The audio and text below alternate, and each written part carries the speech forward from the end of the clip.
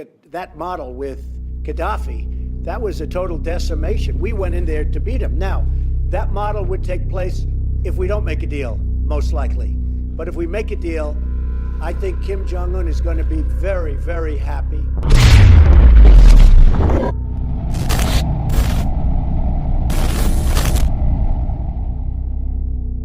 The highly anticipated summit between President Trump and North Korean leader Kim Jong-un may be at risk. North Korea now threatening to pull the plug on the upcoming Singapore summit over what they are calling one-sided demands for denuclearization. They're saying if the Trump administration takes an approach to the summit with sincerity for improved relations, it will receive a deserved response. However, if the U.S. is trying to drive us into a corner to force our unilateral nuclear abandonment, we will no longer be interested.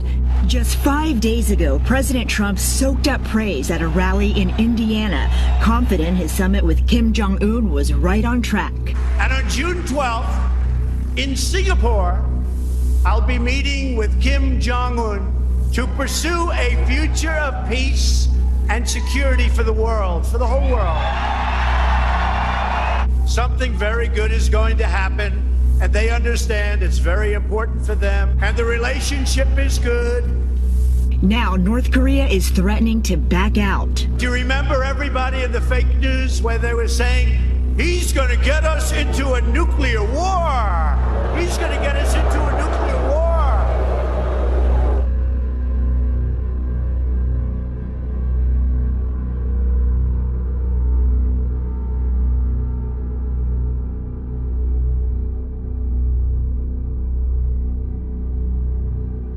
Japan, South Korea, China, everybody, I think it's going to be a very big success. Today, the North canceled a high-stakes meeting with South Korea and warned the United States will also have to undertake careful deliberations about the fate of the planned North Korea-U.S. summit in light of this provocative military ruckus jointly conducted with the South Korean authorities.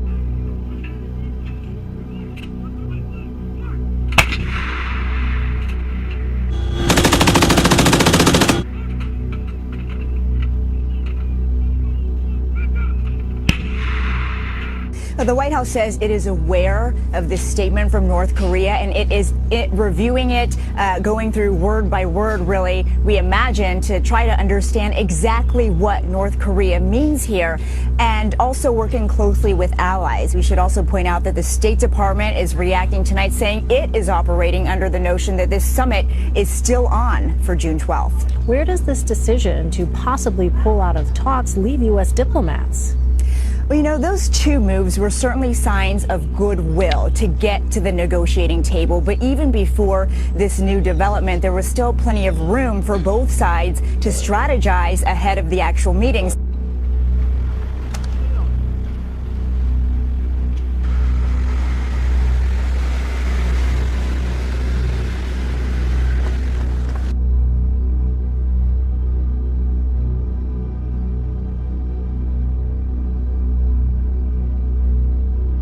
We really haven't gotten an explicit understanding from North Korea that they defined denuclearization in that same way. And so even though this is a strong move by North Korea, right now there's still too many unknowns about the exact motive to determine where this puts the U.S.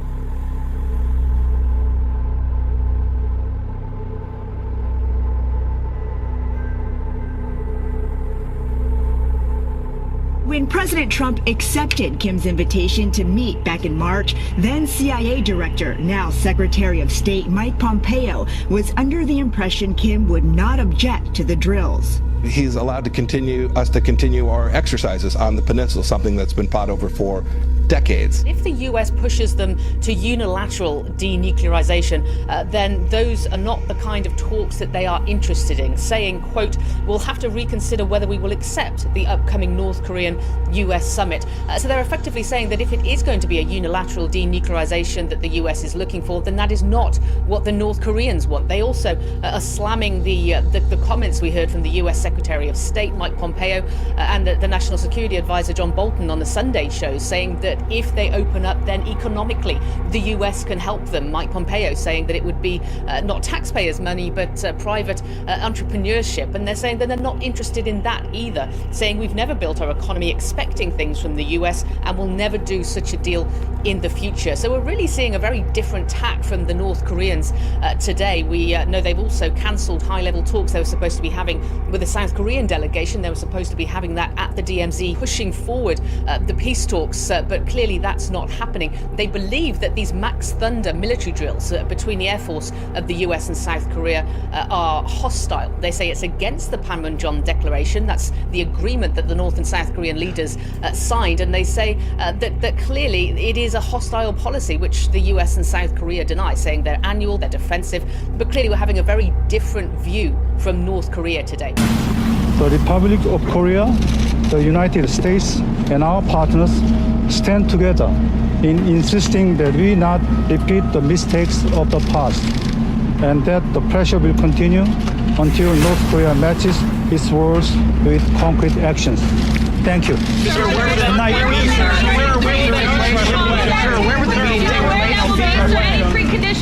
And as I said, they will be met with fire, fury, and frankly power, the likes of which this world has never seen before.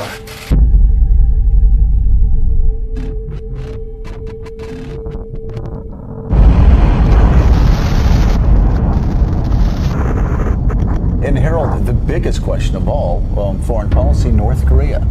We should be talking about North absent Korea. this weekend. We should be talking about North Korea every day. We have a problem. North Korea is playing around with nukes, because nukes, that's the whole game changer, Charlie. You know, if it weren't for that, we shouldn't even be in the Middle East. But we can't take a chance that somebody plays the nuclear game. President Roosevelt faced some very difficult decisions, and one of the decisions that he announced on that fireside chat on September the 11th was giving the U.S. Navy authorization to fire first at German submarines and warships, saying you don't wait when you see a rattlesnake poised to bite before you kill it, basically. And I think this is a lesson in preemption. It's a hard lesson. It's not one we want to face. But I think it's one the president needs to make clear to North Korea and to China that he's prepared to undertake, like Roosevelt did, to protect the interest of the United States. Time is running out. That's the hard reality. When you see a rattlesnake poised to strike, you do not wait until he has struck before you crush him. Hostilities exist. There is no blinking at the fact that our people, our territory, and our interests are in grave danger. With confidence in our armed forces, with the unbounding determination of our people, we will gain the inevitable triumph. In the works. So help us God. Well, this has been on the back burner all week. The South Korean envoy went to Pyongyang earlier in the weekend. There was news that came out of it, able to speak with the United States to discuss denuclearization, but the president himself took a more measured tone than he's ever taken before, far different than his rocket man rhetoric, and said that the U.S. was approaching these talks very delicately with guarded optimism. We are so prepared like you wouldn't believe. You would be shocked to see how totally prepared we are if we need to be. Would it be nice not to do that? The answer is yes. Will that happen? Who knows?